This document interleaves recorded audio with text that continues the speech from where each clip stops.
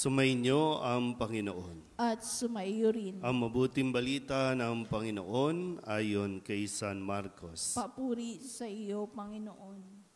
Umagang-umaga ng araw ng linggo, matapos na muling mabuhay si Jesus, siya'y unang napakita kay Maria Magdalena. 7 demonyo ang pinalayas ni Jesus sa babaeng ito. Pumunta siya sa mga alagad ni Jesus na nooy nahahapis at umiiyak at ibinalita ang kanyang nakita. Ngunit hindi sila naniwala sa sinabi ni Maria na buhay si Jesus at napakita sa kanya. Siya'y napakita rin sa 2 alagad na naglalakad patungo sa bukid, ngunit iba ang kanyang kaanyuan. Bumalik sa Jerusalem ang 2 at ibinalita sa kanilang kasamahan ang nangyari, ngunit sila may hindi pinaniwalaan. Pagkatapos, napakita siya sa 11, samantalang kumakain ang mga ito.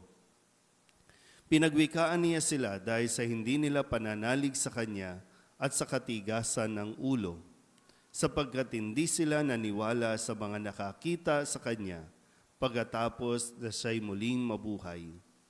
At sinabi ni Jesus sa kanila, "Humayo kayo sa buong sanlibutan at ipangaral ninyo sa lahat ang mabuting balita." Ang mabuting balita ng Panginoon. Pinupuri ka namin, Panginoong Jesucristo. Isang magandang umaga po sa inyong lahat. Happy Easter po. Ngayon ay Sabado ng 8 araw na pagdiriwang ng Pasko ng muling pagkabuhay. At sa atin pong narinig na pahayag mula kay San Marcos ay kanya rin pong sinamarize, no? Kanya din pong pinaalala ang mga pagpapakita na ginawa ni Jesus at kung paano din ang kanyang mga alagad ay nahirapan na unawain at tanggapin ang katotohanan na siya ay muling nabuhay. Atin din po munang balikan ang atin po mga narinig na pahayag simula po nung Lunes, no, ng matapos po nung ating pagdiriwang ng Pasko ng muling pagkabuhay nung linggo. Nung Lunes, sinabi ni Jesus sa kanila, "Huwag kayong matakot, humayo kayo at sabihin sa mga kapatid ko na pumunta kayo o pumunta sila sa Galilea at makikita nila ako roon." Itong mga babae ang unang nakakita at nakaranas ng muling pagkabuhay ni Kristo. Nung Martes, ang kasunod naman nito ay ang sabi, kaya't si Maria Magdalena ay pumunta sa mga alagad at sinabi, "Nakita ko ang Panginoon." Nakita ko ang Panginoon. Ito yung naging pahayag at naging pananampalataya ni Maria Magdalena na sinasabi rin sa atin na ipahayag din natin, "Nakita ko ang Panginoon." Noong Miyerkules, sinabi sa kanila ni Jesus, "Kay hahangal ninyo, ano't hindi ninyo mapaniwalaan ang lahat ng sinabi ng mga propeta." Ito yung kwento na kung saan yung 2 alagad ay umalis ng Jerusalem at ninais na magpakalayo-layo na. Pero pinigilan ni Jesus at kanyang binuksan ang kanilang puso't isipan sa mga nangyari. At nung Huwebes, sabi ni Jesus, "Ano't kayo'y nagugulumihanan? Bakit nag-aalinlangan pa kayo?"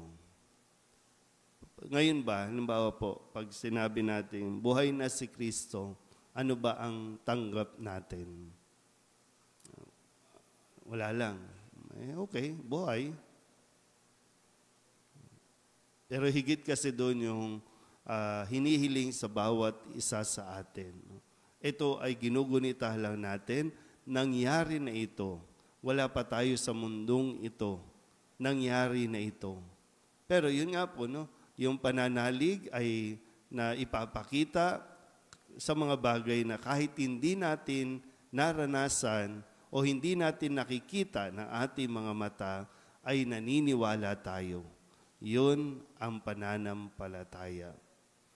At kahapon, Biyernes, muli napakita si Jesus sa kanyang mga alagad kung paanong ipinahayag din sa Ebanghelyo natin ngayon.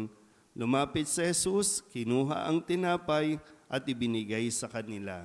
Gayon din ang isda. Talagang naging mahirap sa mga alagad, no, na talagang maniwala sa mga kwento ng kanilang mga kasamahan, kaya minabuti pa ni Jesus na magpakita na sa lahat. At ngayon po, no, yung bilin ni Jesus sa kanila, humayo kayo sa buong sanlibutan at ipangaral ninyo sa lahat ang mabuting balita.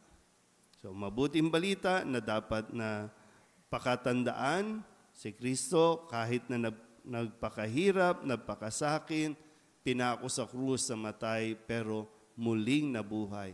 Yun ang good news. Hindi laging bad news, hindi laging negative, kundi meron din positibong nangyayari sa mga pangit no nakaranasan natin. So, ngayon, no, Sabado at ikawalong araw ng atin pong pagdiriwang, kamusta naman ba tayo? Ano bang nabago sa atin pong pag-iisip, sa ating pag-uugali? Mas naging matapang na ba tayo? O gusto pa rin natin manatili sa mga kalungkutan, sa mga kadramahan sa buhay, sa mga pag-i-emote natin? Kasi maniwala ka o hindi, nabuhay si Kristo. At hindi kawalan kay Kristo kung paniwalaan mo siya o hindi. Kasi ang kanyang pagkabuhay ay para naman sa ating lahat. So kung hindi natin tatanggapin ito, sino ang mawawalan? Tayo din. Nabuhay na si Kristo, natapos na yung laban, pero tayo nakikipaglaban pa. Kanino? Yan, sa mga ego natin, sa mga pride natin, sa kainggitan, sa selos. Yan ang pinagtutuunan natin ng pansin.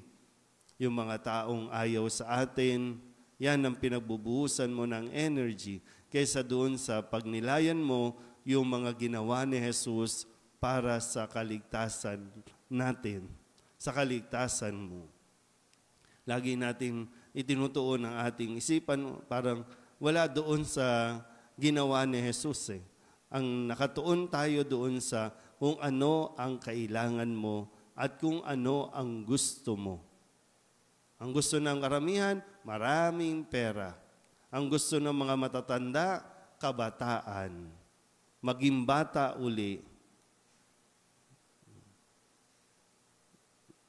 Pero yun nga yung pinapadaan na nga tayo sa proseso. Kailangan natin pagdaanan ito.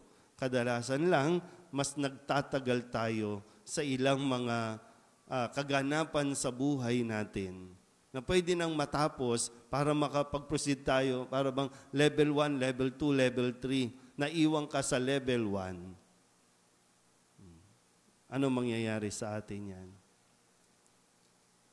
Buhay na si Kristo, pero ayaw mo pa rin mabuhay. Problema mo na yan.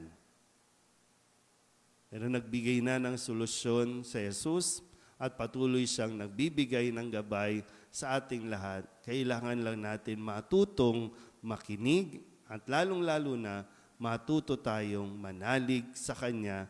Hindi man natin siya nakikita ng pisikal, hindi man natin siya nahahawakan. Pero sa pananalig natin, naririto si Jesus, laging ibinibigay ang Kanyang sarili dito sa banal na Eucharistia. Amen?